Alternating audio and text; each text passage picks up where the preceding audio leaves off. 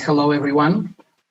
Very warm welcome to the webinar on the foreign direct investments in the post-COVID-19 world, organized by the Robert Schuman Center Florence competition program from the European University Institute in Florence.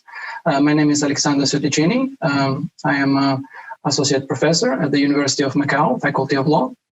And it is my pleasure to moderate this webinar today, where we're going to discuss the regulatory issues related to the FDI screening.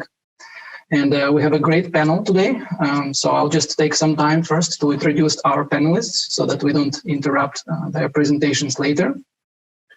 We have Francesco Maria Salerno, the partner at the Brussels office of the Gianni Origoni law firm, who is specializing on the EU law and various regulatory matters. He will cover this topic from the perspective of basically the companies that are involved in the process of the FDI screening. Then we also have Margarida Afonso from the legal service of the European Commission. And she will have the original viewpoint on the issues related to the cooperation mechanism under the EU FDI screening regulation. So she would underline the role of the Commission and the role of the cooperation mechanism, coordinating the FDI screening by the member states. And finally, we have Sandra Marco Colino, associate professor from the Chinese University of Hong Kong, Faculty of Law, who is currently on sabbatical in Madrid, but joining us in order to get us the feedback from the other side of the world, from China, because her presentation is going to focus on the recent legislative developments in China in relation to the foreign investment, and also about the comprehensive agreement on investment that have been concluded in principle by EU and China later last year. Actually, if we look at the dates, today is March 11, and actually it's a 1-year anniversary from the date when World Health Organization has declared COVID-19 to be a global pandemic. So I'm not sure whether we can already speak of the post-COVID-19 world, or we are still speaking about a world during the COVID-19 times. But these are really unsettling and challenging times with a lot of changes happening in the fields of law, in the fields of business.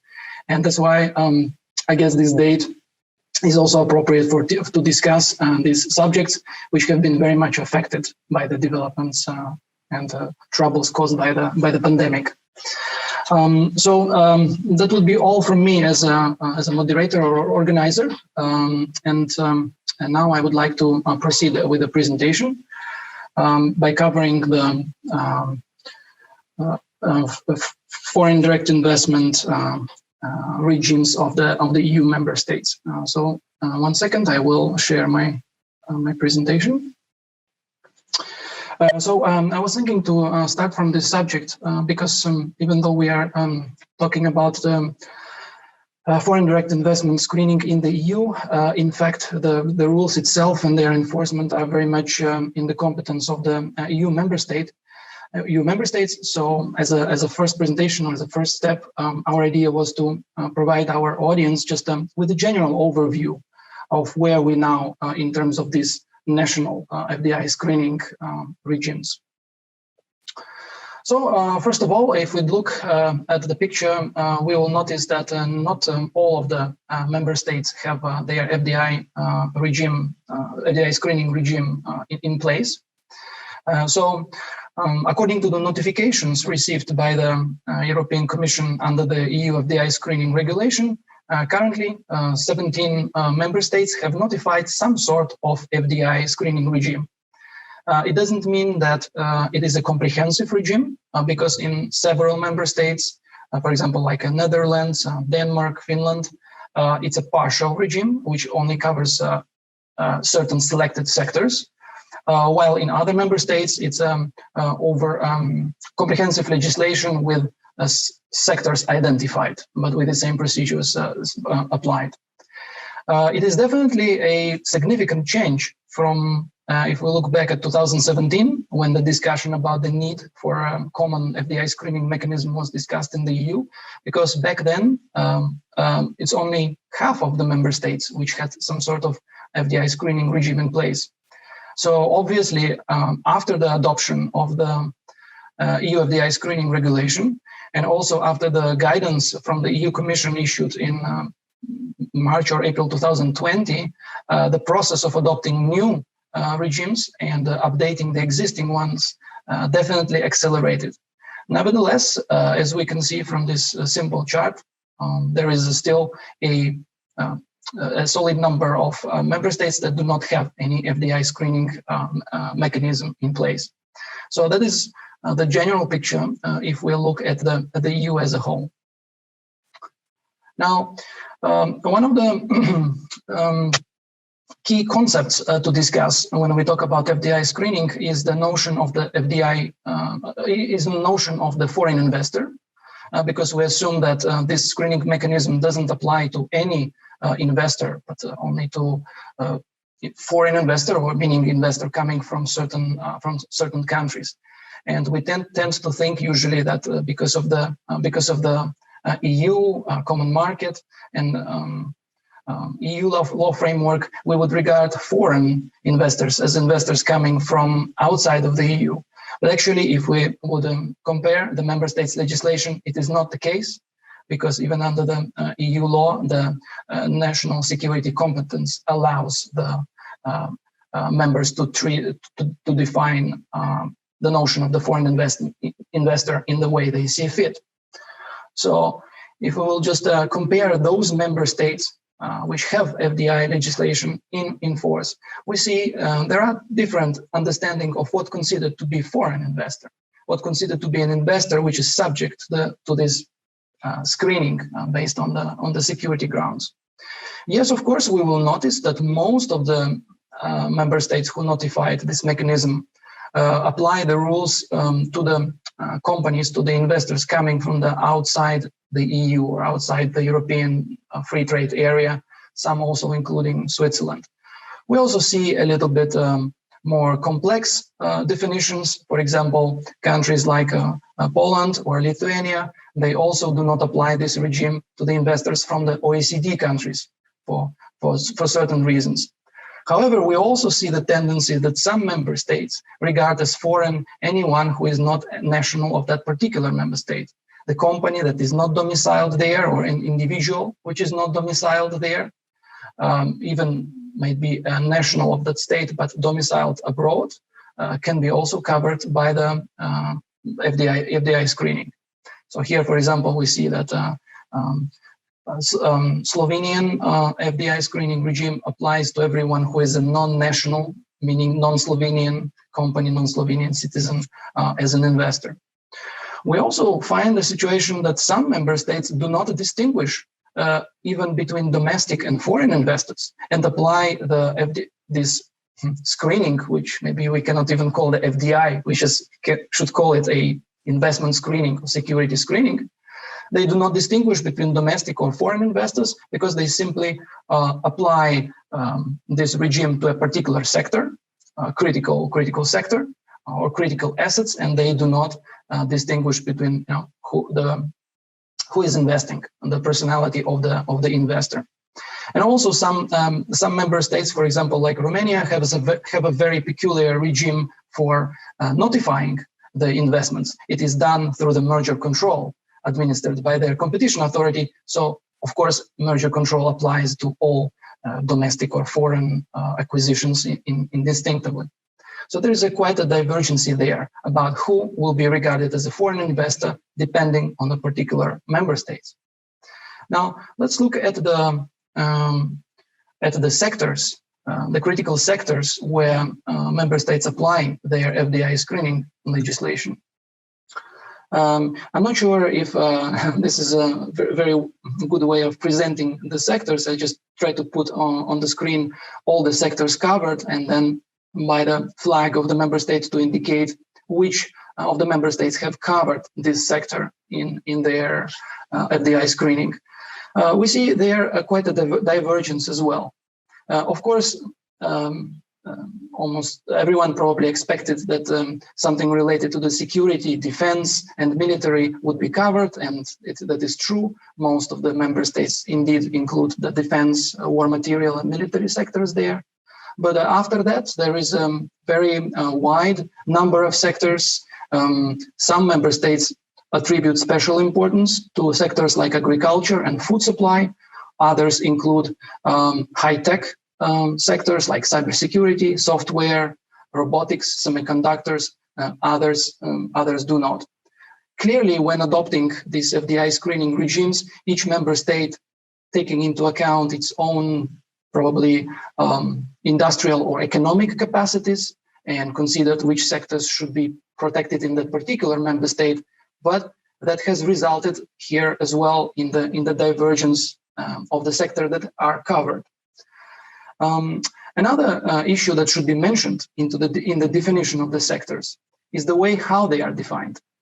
If we're going to look at the EU FDI screening regulation, we will see that there we have identified critical technologies, critical supplies, and critical assets. So that's like one of the ways how sectors or items covered can be distinguished. But not all of the member states have followed this kind of categorization when they define the sectors or assets where FDI screening will apply.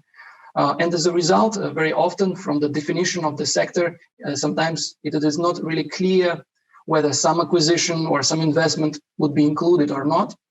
And it seems from the immediate experiences of the investors is that at this point, the competent authorities apply very broad definition of which sectors cover, trying to scrutinize a larger number of transactions if possible. So they adopted quite a wide approach to the definition of the sectors. Of course, this puts quite a burden on the investors and on the authorities as well, because the number of transactions covered by the FDI screening is, of course, increasing if the interpretation is broad.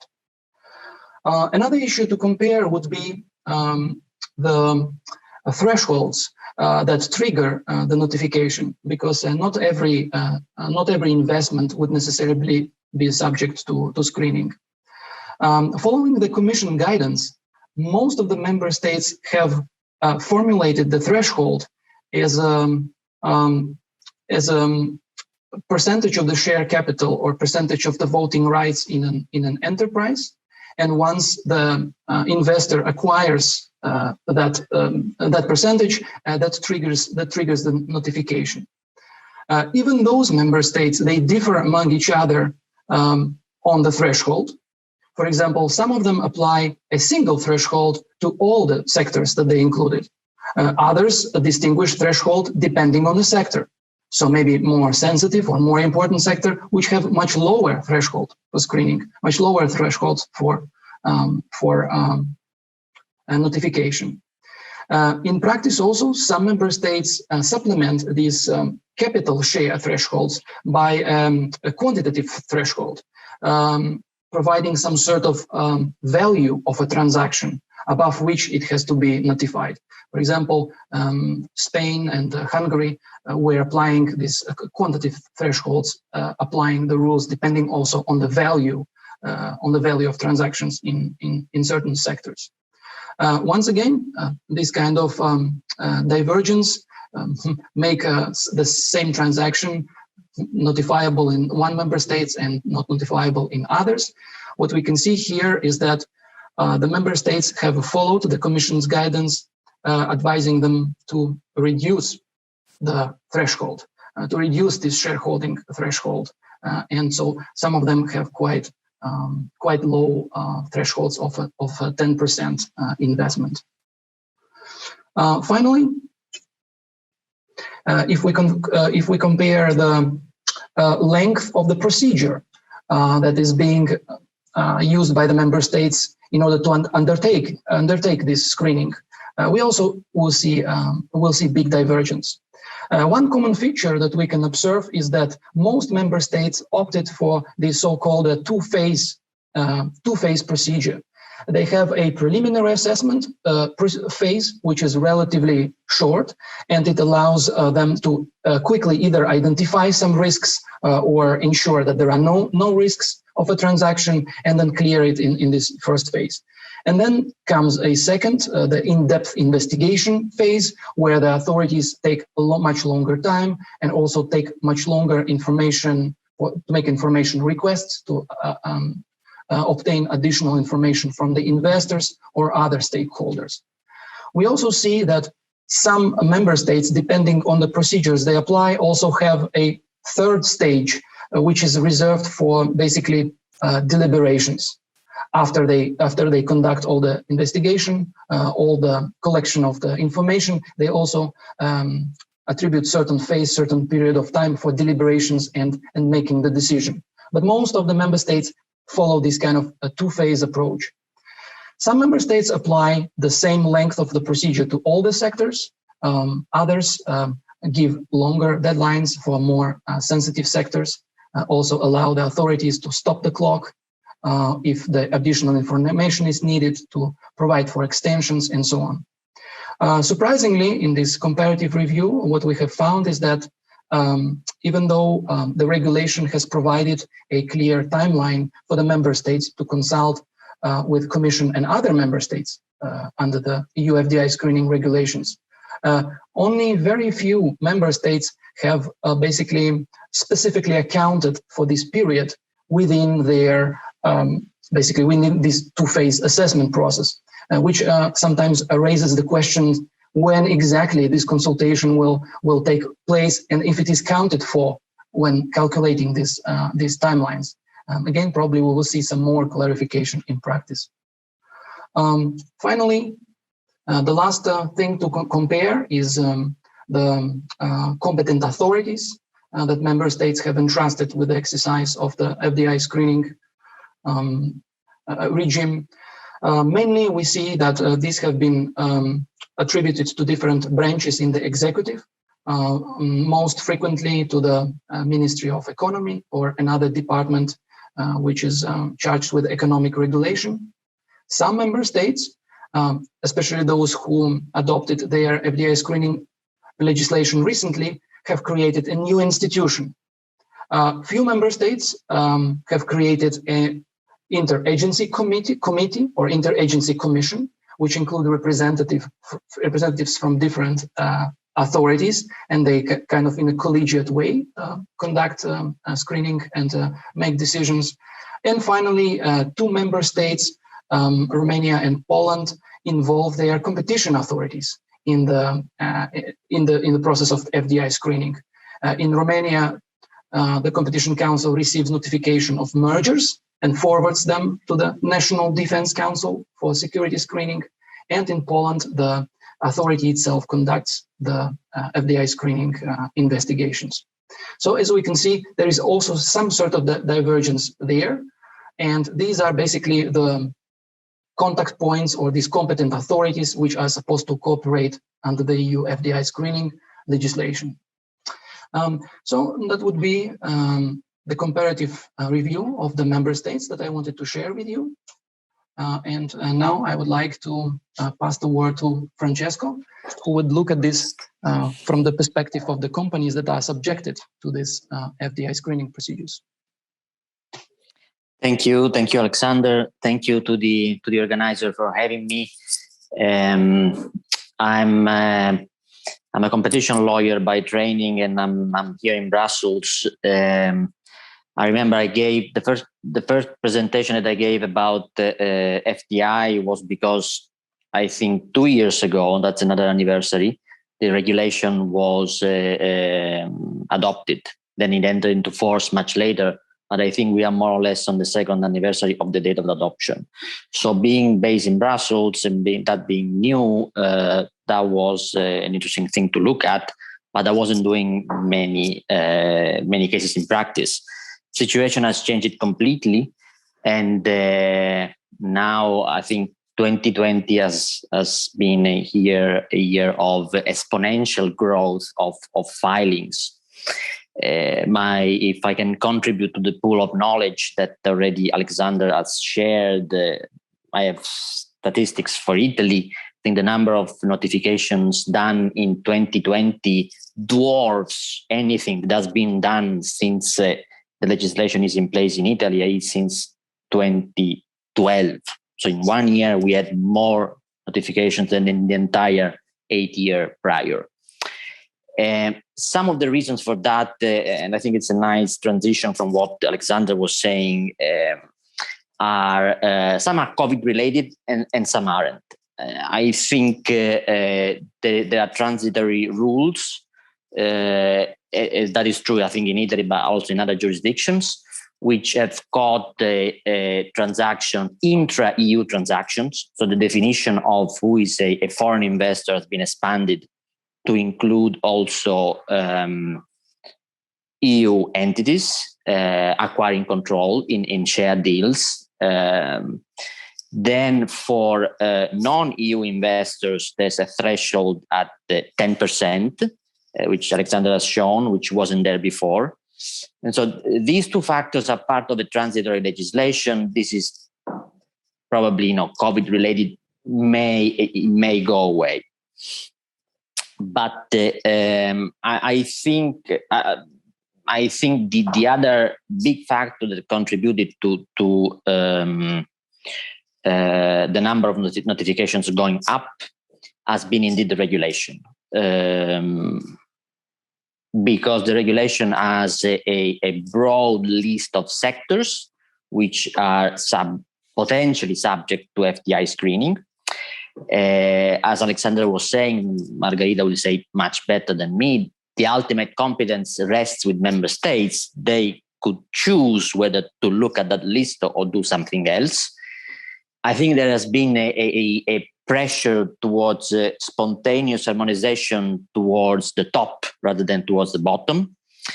Italy has essentially copy-pasted the list from the regulation. And so we went from a situation where we had the traditional sectors like military and defense, transport, electricity and energy, to an incredibly long list of sectors which are reviewable.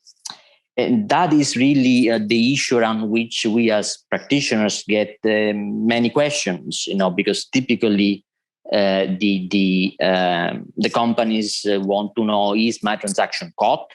Which most of the times means, is my sector caught?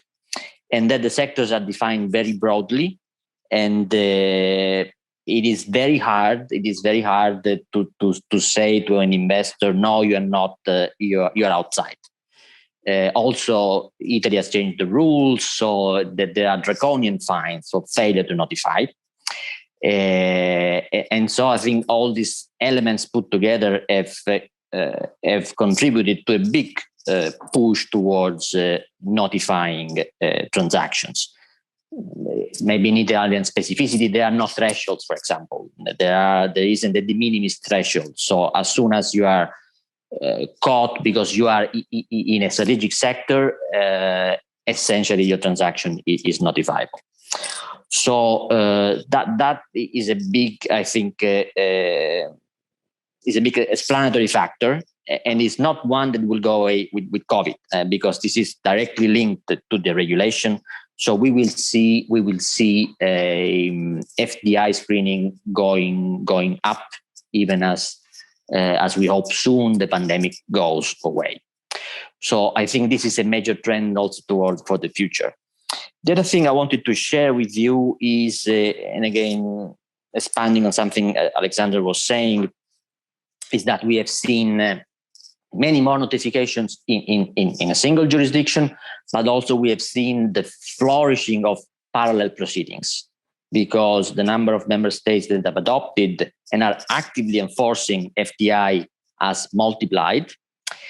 And so what happens is that the deals that potentially create European champions are the deals which have to undergo through multiple parallel FDI proceedings. And so there, in a way, we are in a situation where you need to coordinate multiple filings going on at the same time with different quirks of procedure. As Alexandra was saying, there are different competent authorities, different timelines, different also angles to look at transactions. So this is something that is currently, I think, it is a function of these FDI regimes having boomed of recent, but probably going forward, from a coordination mechanism, one should think about something like we have in merger control when you have more than 3 jurisdictions involved, you have the possibility to ask the European Commission to take charge. That could be one solution to avoid what is, I think, certainly currently very burdensome for parties to have to go through multiple reviews. I think the last thing I wanted to share is that what I think it's more complicated about FDI compared to merger control, which I think it's the easiest, the closest parallel, is that there are many more concerns to take into account. And so also for the parties, it is more difficult to plan ahead. In merger control, to put it simply, you look at market shares. There's a lot also of history, so it's much more predictable how your transaction is going to be looked at by the parties. FDI is relatively new on the one hand, and on the other hand, it caters for many different concerns, from employment to cybersecurity to data protection to very sector-specific concerns. So that means for the parties to take on board many more precautions before they can go ahead with the deal. I think what we have seen, though, is from the point of view of the authorities, is a willingness to be pragmatic and cooperative and to strike a balance between the need for foreign investment, which is undoubtedly an engine, an indispensable element for resilience and recovery. So the need to continue to attract that FDI, but at the same time, the need to marry that with an approach which, for example, makes sure that the IP that is developed by a university is not essentially flown in a package outside the jurisdiction. So it's the trend, again, I would say, is roughly similar to what we have in merger control, in the sense that there are very few transactions that are ultimately blocked. In the FDI regime, the goal, from what we have seen, is not to block deals, but is to first of all, to be able to screen more. So the need for parties to undergo scrutiny, even if the deal is non-problematic, but just the authority want to be apprehended of what is going on in the jurisdiction, number one.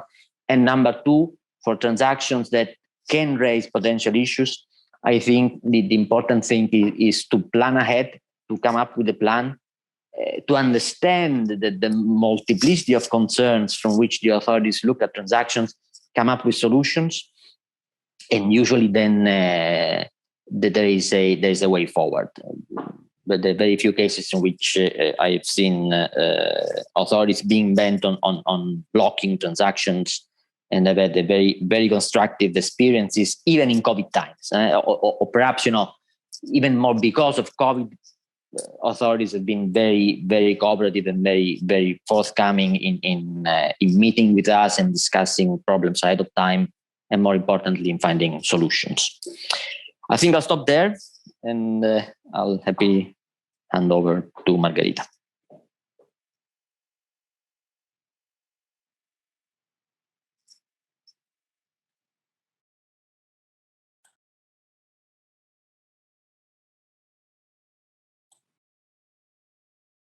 Thank you very much, Francesco. Yes, so, and thank you also to the European University Institute for organizing this webinar, and also for giving the opportunity to someone from the Commission to participate. Of course, I'm not here speaking on an official capacity. I will be speaking on a personal capacity, but in any event, I can provide the type of information that I can provide from the side of the Commission. I think it is interesting indeed to recall that the FDI regulation that entered into force in the beginning of April, and which only started applying in October 2020, is indeed a framework. So this is in the title itself. It's a framework for the screening of foreign direct investment by the member states. So to a very large extent, this regulation does not set up a European Union mechanism for screening. The European Commission is not screening foreign direct investment into the member states, but it is rather participating in the process of screening that is being carried out by the member states. And also in cases where the member states do not provide for a screening mechanism, or the scope of the screening mechanism in these member states does not cover particular transactions, in accordance with the provisions in Article 7 of the regulation, there can be also a cooperation mechanism between member states and the Commission, and to look into those transactions.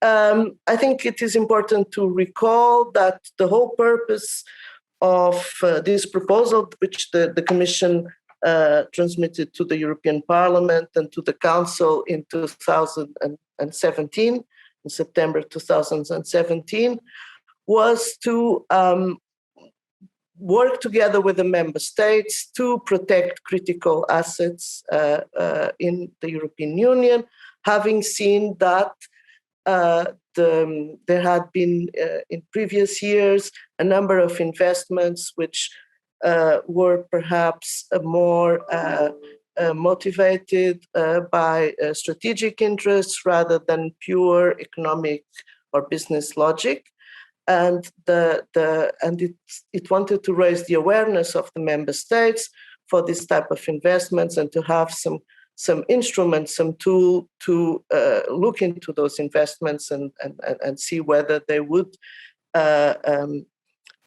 pose some threat to security or public order interests in the member states. So this was the idea, and fast forwarding to October last year, when the cooperation mechanism came into application, I must say that the experience has been extremely positive.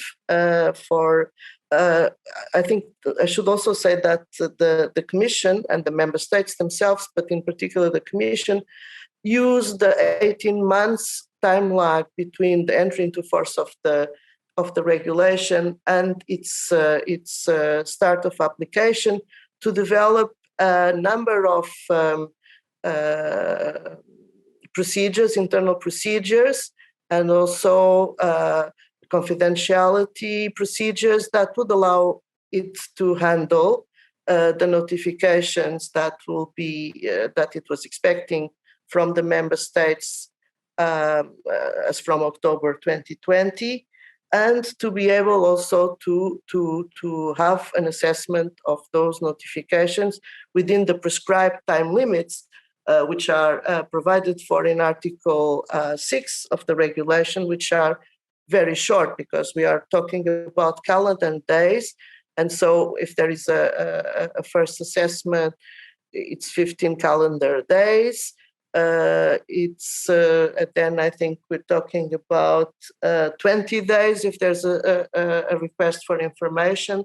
And after the Commission receives that, the reply to that request for information. And then we're talking about an overall 35 days, because the concern here is indeed not to be a burden on investors and not to delay unreasonably the transactions which are subject to this screening mechanism. So as Francesco was referring, it is striking a balance between the European Union being open for investment and at the same time having a look and screening whether some transactions on particular critical sectors or affecting critical inputs may raise concerns from the point of view of security or public order, both of the European Union and of the member states. What I can say for the time being is that after perhaps 2 weeks where we have not received many notifications and were wondering what was happening, we have now received quite a lot of notifications from member states. It keeps a number of services within the Commission quite busy looking into those transactions, and it is also gives us a very interesting view that did not exist before to us and to all the member states which participate in this cooperation mechanism of the trends of investment in the European Union, who is investing, which sectors, and all of that information is, I think, extremely interesting, both for the member states and for the Commission. Unfortunately, I cannot share that information with you today, but I can say that the Commission will be preparing the annual report, which is foreseen in Article 5 of the regulation. And the first report should in principle be available in September or October this year. And it will contain information on the trends, on the type of investments. For the time being, we are therefore busy with examining all these notifications that the member states submit to the Commission and to other member states according to the rules of their own screening regimes. And as Alexandr was referring to, these regimes are very diverse, and this creates problems that we are already seeing, that the time lags for notification are different, that a lot of transactions are involve targets in various European Union member states, and the fact that the regimes are not similar creates time lags for notification by different member states of the same transaction. So there's we are all in a learning curve, both the Commission and the member states, about how to make this framework work the most effectively. But as far as I can see, and I've been seeing this from the very beginning, I think the experience is very positive. And if you look back to what existed indeed in 2016, which was nothing, and where the member states were some of them screening, others not, but there was no awareness about the need to protect critical assets, and there was absolutely no cooperation between the member states on these issues, because everything is confidential by definition, security or public order are at stake. The fact that we have managed to have a system of cooperation working and working effectively since October. I think it's extremely positive, and of course, not everything is perfect. We are already taking notes about things that will need to be improved in 2023. That's when, according to the regulation, the Commission is supposed to present an examination of the implementation of the regulation and eventually propose improvements. So we are already looking in ways to improve the system, but we think that the system, the way it is working now, is extremely positive. It has really improved greatly the cooperation that was non-existent some years ago. So I think I will leave it at that right now, so that Sandra also has the opportunity to say something, and I hand the floor to her. Thank you so much. It's really my pleasure to be speaking today at this event. It's such a pity we can't be in Florence. Hopefully soon. Francesco mentioned hopefully the end of the pandemic, not just for foreign direct investment, but hopefully also for in-person events. I really miss that. Since the other panel's members have done such a great job looking at the issues that have come up in the EU, we discussed the other day that perhaps I should focus more on the China perspective. And it is a particularly important jurisdiction to look at when we are discussing foreign direct investment. According to UN figures from January, China has recently overtaken the US as the world's #1 foreign direct investment destination. So there were more than $160 billion invested in China. And it's also worth noting that there is also significant flow, of course, in the other direction. So foreign direct investment from China into other parts of the world, including the EU member states. By the way, this second kind of investment has been on a relatively downward trend since about 2017. Last year was no exception, of course, and that has to do with also with the COVID situation. There was a general slump in direct investment recorded in 2020 around the world, a drop of up to 42%, which is, of course, quite significant.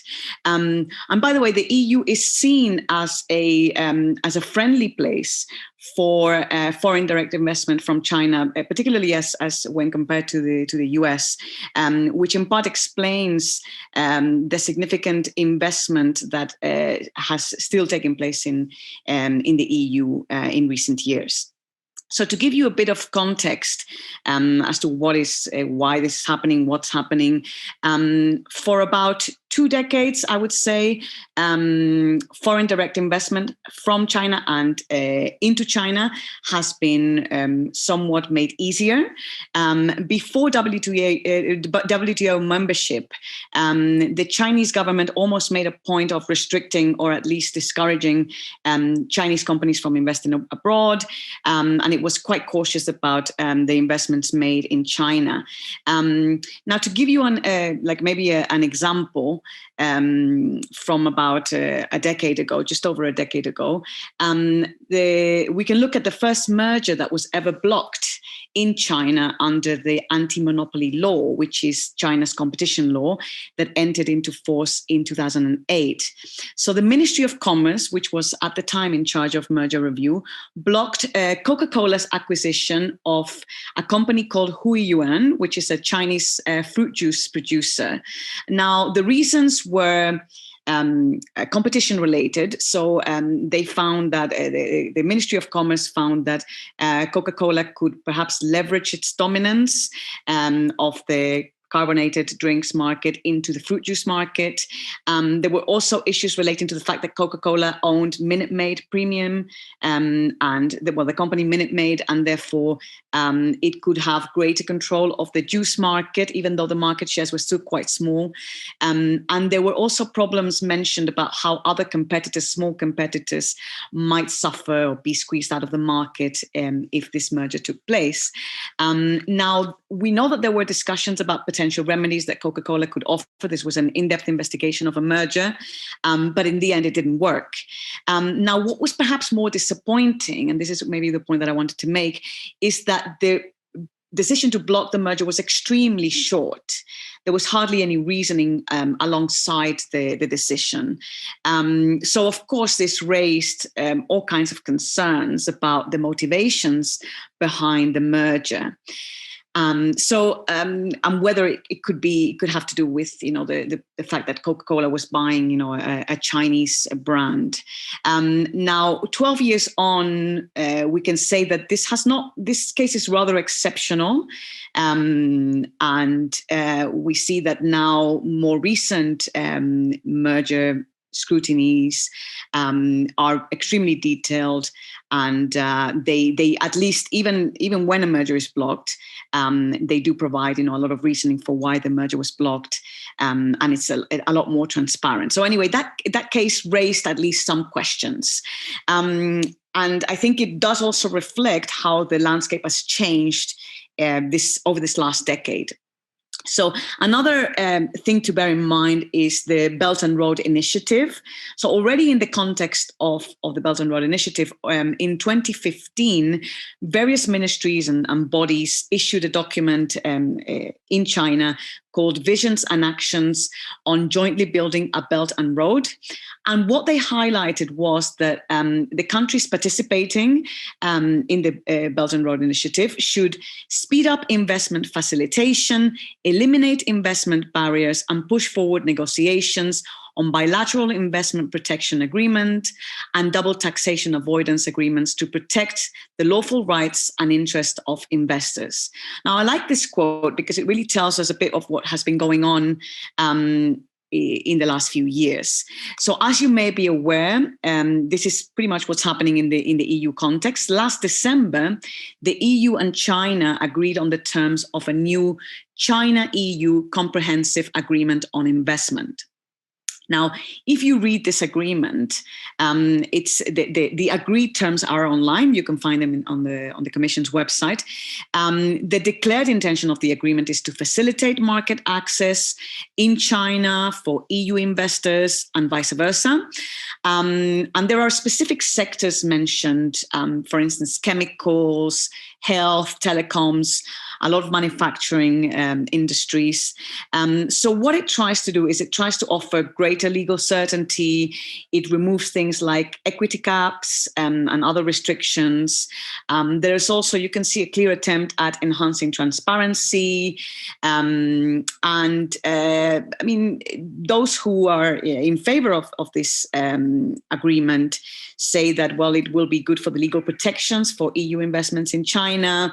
There is equity caps and quantitative restrictions are virtually removed. The requirements are, somewhat eased, let's say. It reflects, in a way, a commitment from China to open up its markets, or at least, of course, some of them. And there is this attempt to, as I was saying, to eliminate barriers that an EU company or an EU investor would face. For instance, until not so long ago, it was necessary to have a joint venture with a Chinese company in order to invest. There was also the issue of forced technology transfers and some quantitative restrictions. This is now what is being removed. The greater transparency, for instance, relating to subsidies is welcome. And then also, interestingly, there is sustainable development references and also references to labor protection, which is, of course, an issue that remains in the European context when talking about China. This should mean also that easier access on a level playing field, which is, of course, the important part. Now, interestingly, what I would also say, if I'm to assess this development, is that there isn't that much new. So, on the one hand, we see that in the context of WTO membership, a lot of these objectives were already being pursued. And also China has bilateral agreements with most EU member states, which go somewhat along the same lines. Perhaps the bigger steps are relating to, sustainable development and the labor standards, which are things that of course are very important for Europe. There have been some concerns, in addition to whether or not there is something new. There's always the talks about, what does that mean also for investment coming from China? Is this going to, to give carte blanche to that investment? On this, actually, I would really recommend that those that are interested on foreign direct investment from China, they read a paper from Angela Chang on the topic. The title is Foreign Direct Investment from China.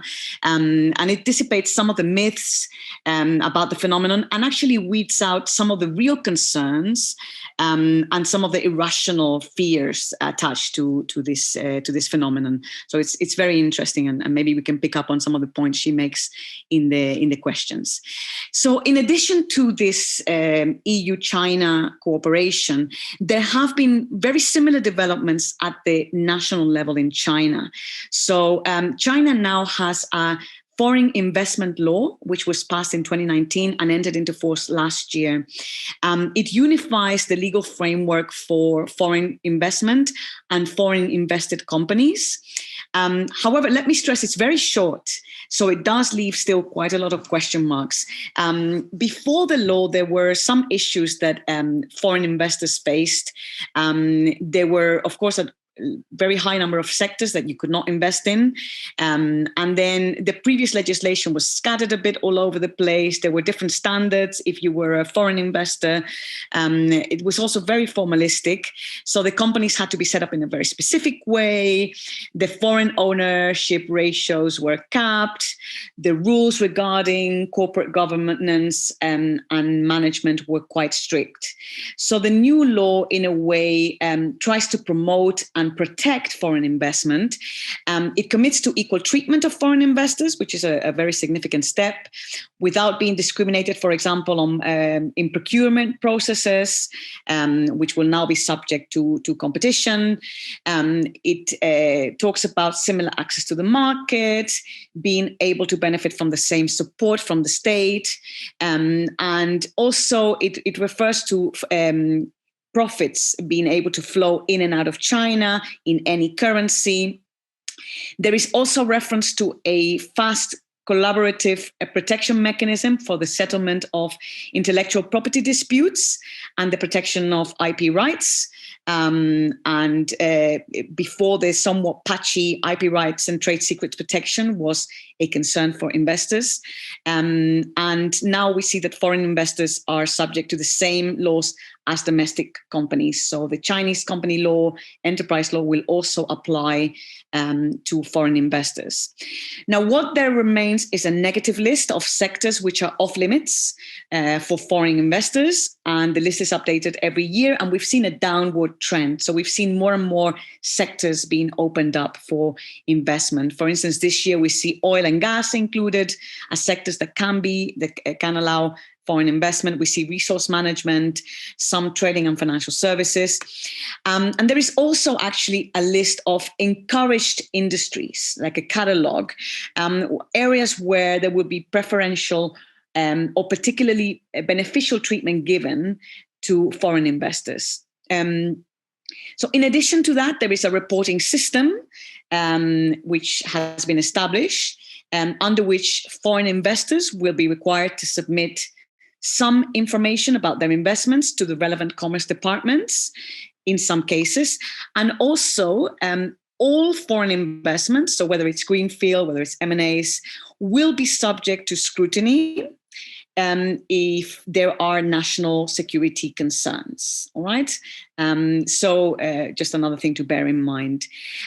Also, finally, if the foreign investors invest in a prohibited industry or fail to comply with the investment access restrictions or don't comply with the law in some way, they might be required to divest or rectify their conduct, and they may even face sanctions.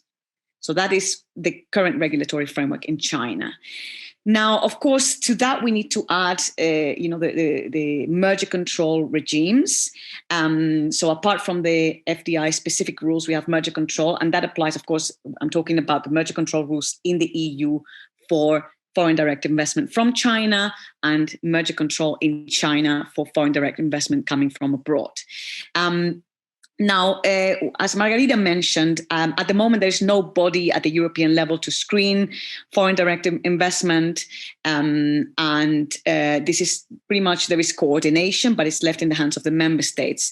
This means that there could be different standards, race to the bottom, all the issues that we normally talk about. So the European Commission, for example, can sometimes rely on merger control to assess transactions involving foreign direct investment. Now, we see, for instance, that the EU has looked at multiple transactions involving Chinese SOEs, state-owned enterprises. They have been cleared, normally unconditionally.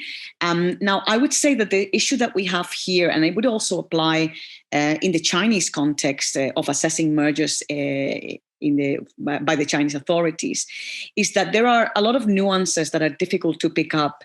So, for example, to what extent might the Chinese government retain control of the decision-making process of a state-owned enterprise that invests in the EU? This is actually something discussed also by Angela in her paper. It is very difficult to assess in the context of a competition law and of a competition analysis. And also it requires a level of expertise in the Chinese political economy that might be very difficult to apply from Brussels. So, there are things that, the merger control regime is not perhaps the most,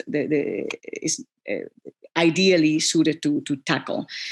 So we have to think of it as a whole. We have merger control on the one hand, but we also have the specific rules about foreign direct investment at the national level that we have referred to, and of course in China for the European investors.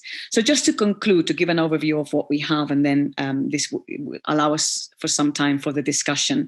So there have been attempts from China and from the EU to remove barriers to foreign direct investment, and that is in both directions, mainly related to the scattered legal framework, to different rules for national and foreign investors, the environmental issues, the labor protection. At the same time, this has been accompanied with greater scrutiny of foreign direct investment, with, as I mentioned, reporting requirements in some cases, and also the possibility of review in the case of national interests if they are at stake, and also sanctions imposed in the case of going against that regulatory framework.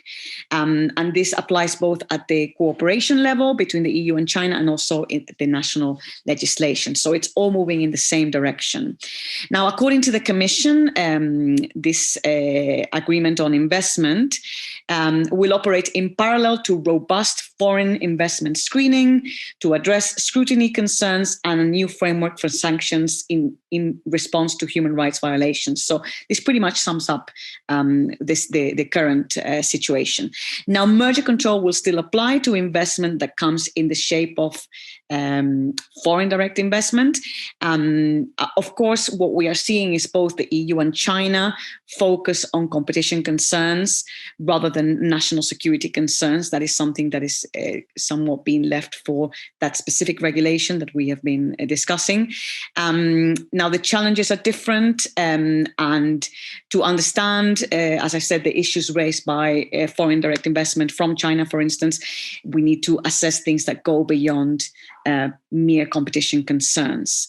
And also, for instance, there are issues relating to notification thresholds. Are the Chinese SOEs to be considered on their own as a single entity, or do we consider them part of the Chinese government, which will, of course, trigger different thresholds? So these are some of the difficulties that we will need to consider in the future. And with this, it's now 2:00. I will finish, and I will hopefully open the ground for questions for myself and the other speakers. Thank you very much.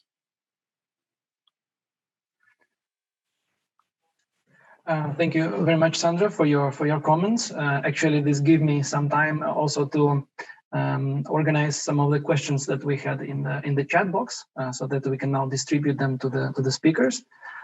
Maybe I will list several questions to each speaker, and then we all have some time to address them.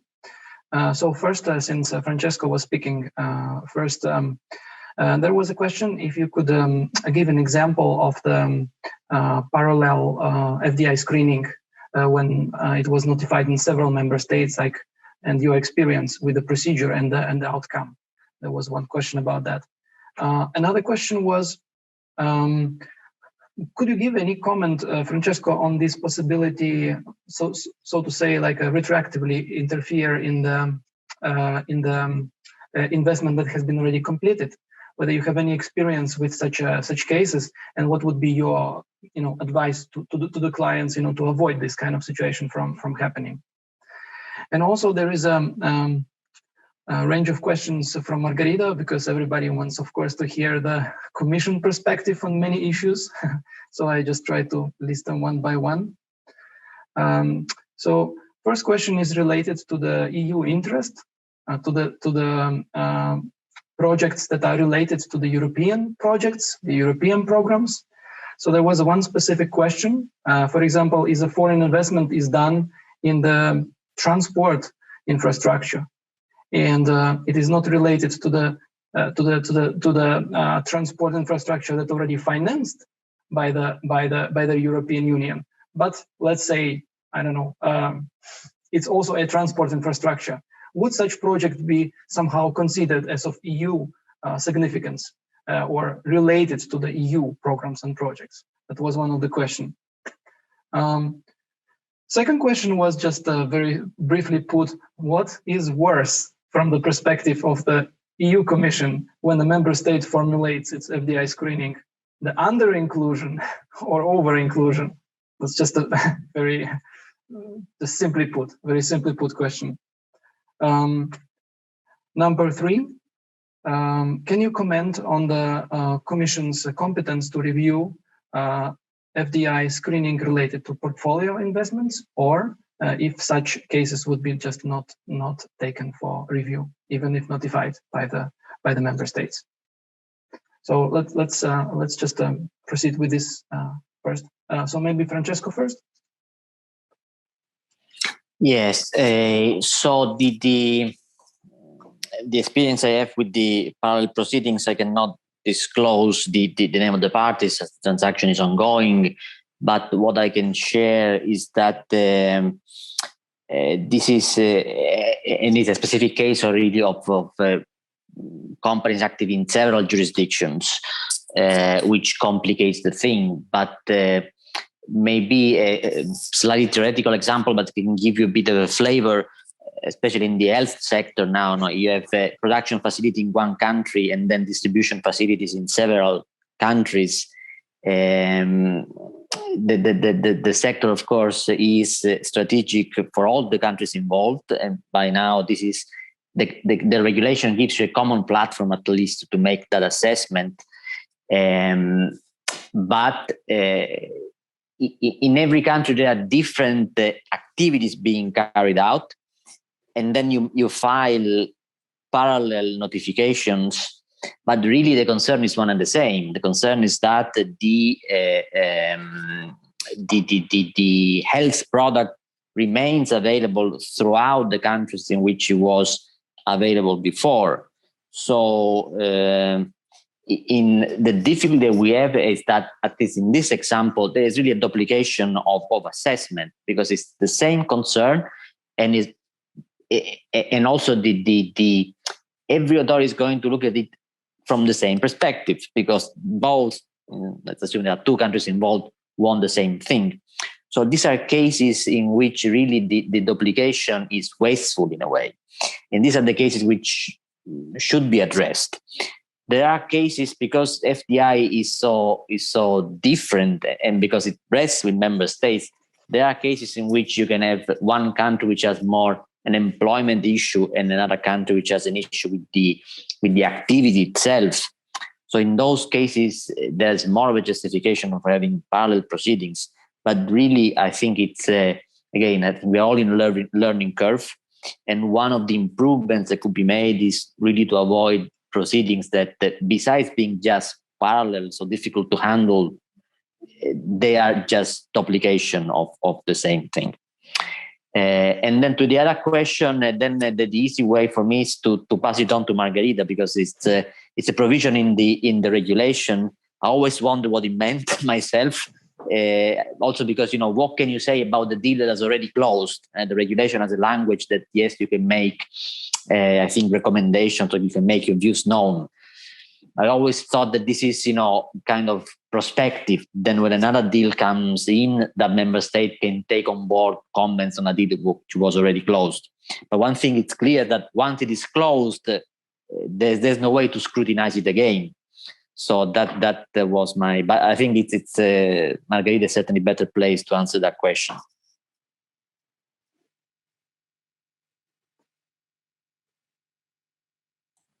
Yes.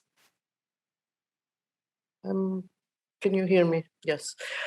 So, indeed, that specific provision has not yet found application since the regulation came into application. But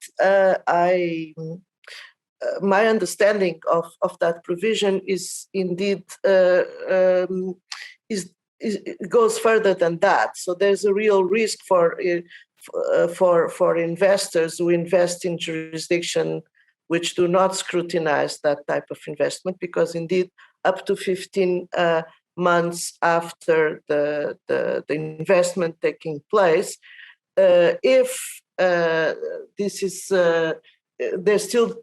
they can still be subject to the cooperation mechanism in Article 7, and there could be some peer pressure on the member state where the investment took place, by way either of comments from other member states or an opinion by the Commission, that there would be a problem for the security or for the public order of the Union in respect of that investment. And it is not said explicitly, but during discussions in the Council and the European Parliament, the hypotheses that were envisaged were a bit like you have, I think, under the merger regime, that you could request to sell parts of the business or something like that. I think another important aspect is that you could recommend to the member state to put in place regulatory measures that would address the concerns which were identified from the security or public order perspective. So it is not a totally irrelevant provision. It has not yet found application, but it is. And I would recall that in the guidance that Alexandr referred to, this guidance that the Commission published in March 2020, so 25 March 2020, and where the Commission called on the member states to adopt screening mechanisms, so ex-ante screening mechanisms, if to the extent possible. The Commission reminded the member states and the citizens, the addressees of the public in general, that it is important to keep in mind that in case the foreign investment does not undergo a national screening process, the regulation stipulates that the member states of the Commission may provide comments and opinions within 15 months after the foreign investment has been completed. So this can lead to the option of measures, including necessary mitigating measures, and so this is important. This would be another reason to give more legal certainty to the investors, would be indeed that would militate in favor of the idea that member states should have ex-ante screening mechanisms in place so that one would be sure that the investment is not going to be unraveled or criticized after it has been completed. So I think it's not irrelevant. I don't know, Alexandr, do you want me to address the other questions that you have seen on the chat? I will start with at least maybe just the technical ones about the portfolio investment and the infrastructure projects, just technical. Yeah. Okay, so the portfolio investment, I would say you could think it's very easy, because indeed portfolio investment, it is clearly said in the recital of the regulation that it is not within the scope of the mechanism. However, it is not so clear sometimes to determine what is a portfolio investment or not. So the definition actually of foreign direct investment that we have in Article 2, paragraph 2.1, alinea 1 of the regulation is actually when it talks about a foreign investor aiming to establish or to maintain lasting and direct links between the foreign investor and the entrepreneur in the union, is actually a definition that comes from the case law of the Court of Justice. And a portfolio investment is not a small investment. It's not necessarily just because it's 5% or 6% or 7% of the shares of a company, but it is an investment which does not aim to establish these permanent links with the entrepreneur. And sometimes we have seen situations where it is not so clear whether, even though the investment is in percentual terms is very low, whether there is no intention to establish permanent and or not permanent but lasting and direct links with the entrepreneur. And we have seen situations, for instance, where several investors buy very small shareholdings in the company at the same time, more or less at the same time, and then they have shareholders agreements where they agree that they will vote together as a block to appoint certain members of the board of the company or to steer the company in a certain direction. So in that case, it doesn't look like a pure portfolio investment if we take into account the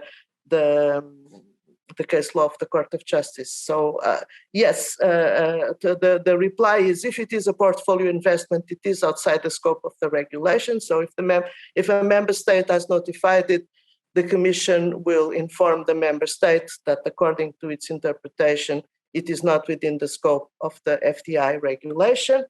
But the difficulty sometimes is to really identify if it is a real portfolio investment or it's just a very low investment, but which together with other circumstances actually allows the foreign investor to establish or maintain links with an investor and actually influence the way with the target, it influence the way the target will act afterwards. As regards your other question about, I see here a question which is that the question? I see in the chat a question which says whether is this the one Chinese Belt and Road initiative projects like building a rail link, or is that the question you were referring to? Yes, I think that's the question. Yeah, how to decide whether. I think yes. So I think that the reply to this question really very much depends on the legal setup for this project. If it is, and if it does fall within this definition of foreign direct investment in Article 2 of the regulation.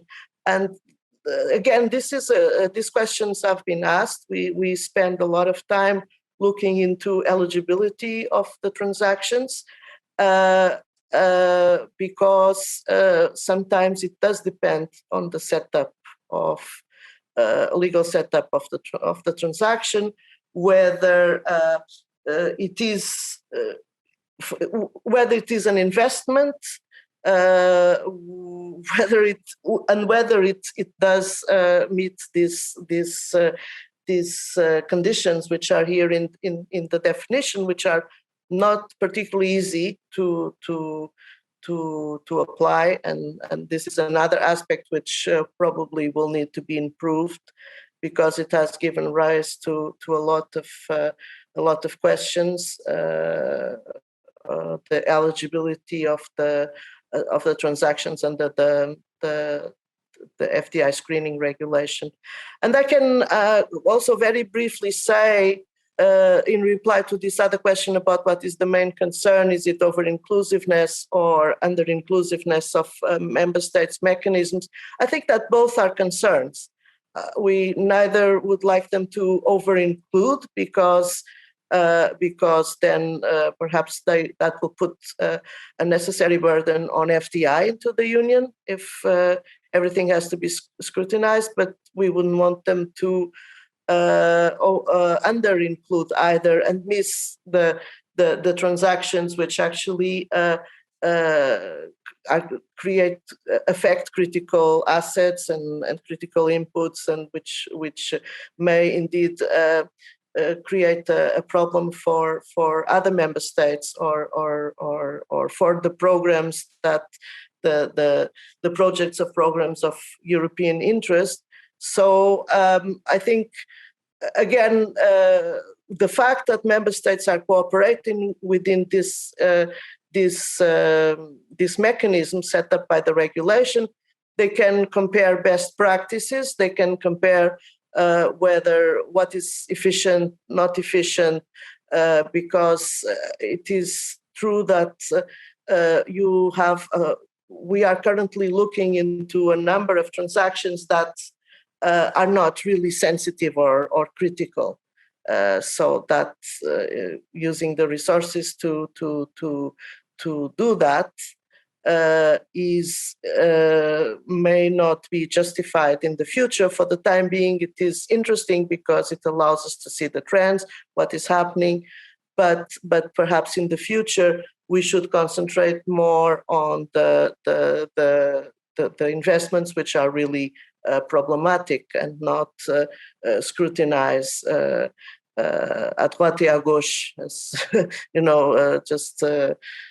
But for the time being, we are still seeing what needs to be scrutinized, so that you arrive at the conclusion what is really worth spending time on, and what is not worth spending time on. Thank you for these answers, Margarida. And then my final question would be to Sandra, so she also would have an opportunity to comment maybe on what we discussed before. And since she mentioned a lot in her presentation about the specifics of the merger control, I would like to ask her to comment and give her perspective on the fact that so now we would have sometimes two parallel procedures running, merger control and FDI screening in the same member state. And so I wonder, what is your expectations about the likely effect that this will have on the merger proceedings and on the assessment of those challenging questions that you also mentioned, some of them which were not given actually a clear answer, especially when dealing with Chinese SOE investments? Yeah, I agree with you. By the way, I just wanted to say, because somebody was asking me, one of the questions was on the chat about whether the Chinese company that was going to be purchased by Coca-Cola is still existing. Yes, it is. It's a major Chinese manufacturer of juices. Just that little clarification. It's one of the largest. You absolutely pose a very interesting point. And we are not just seeing it, by the way, with foreign direct investment. What we are seeing is that there's so many things that affect a merger that go beyond, competition concerns, right? There is this talk in the talks that I've been recently involved relating to environmental issues. It comes up also when you talk about, the things like data protection, right? If you think of what comes to my mind, for instance, is in the WhatsApp, Facebook merger clearance, when the Commission said something to the effect of, there may be data protection issues, but this is not, we are assessing. That would be for the relevant regulator to assess, for the relevant body, data protection body to assess. So of course these things come up and of course make it quite complicated to, if you have an operation that might need to be assessed by two different bodies, this further complicates the situation. I mean, one of the issues is of course that mergers are sometimes time sensitive, and this could involve a very lengthy review process.